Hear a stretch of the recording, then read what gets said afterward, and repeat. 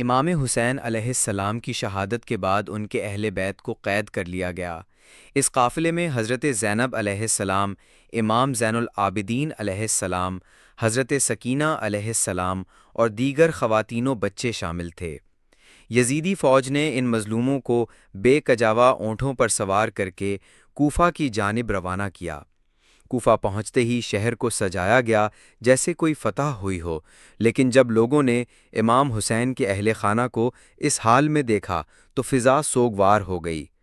حضرت زینب نے کوفہ کے بازار میں ایسا دردناک خطبہ دیا کہ لوگوں کی آنکھیں اشک بار ہو گئیں اور مجمع نادم و شرمندہ ہو گیا۔